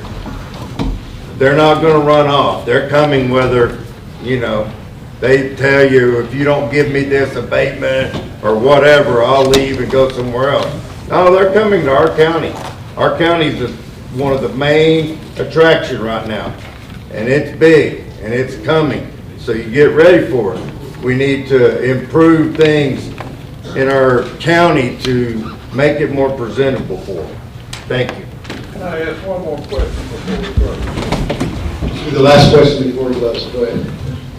The reason I brought this up, we've got state, we've got federal, we've got local, we've got it all here tonight. Our area has got 16 of the 17 rare earth minerals known to mankind. GLO, our General Land Office, just recently bought 235,000 acres out here in the Big Bend area. I want to hear from everybody, the feds, the state, the local. We're talking about mining. We're talking about data centers, AI centers. We're talking about everything technical that you can think of in the world. We are going to be the energy hub of America and the world. Whether y'all know it or not, it's going to happen right here. We're the only place that's got everything that the world has to happen right now, and we can do it just like that. I want to hear how all y'all going to work together to make this area happen, because you're going to get hit with it whether you like it or not. Can I answer real quick? Yes. As a coal miner and also in the energy sector, working in Peru, in the iron ore mine that we own down there, the federal government taxed us for every mining company, every company that's in the energy sector. If you make a profit of over $10 million, they set 2 taxes on those companies. They set a healthcare tax on top of everything, and then a public education tax on top of everything. I've already talked to Washington, D.C. about this program. I know that this congressional district is very diverse from energy. So I'm proposing up in D.C. that when this happens, and this goes even for the data centers, that we put and generate a new bill that would tax all these companies that make a net profit of over 10 million and create a tax bracket. This is something new that would help our districts. Tax those companies, give them a health tax separately and an educational tax. This will bring taxes to those counties, to public schools, and to healthcare facilities, additional. So that's what I would do in federal government. Thank you. Thank you, Mr. LeBlanc. Tonight's event would not have been possible without the use of this building. So first, I want to give a hand to Jerome Chavez for allowing us to use this building.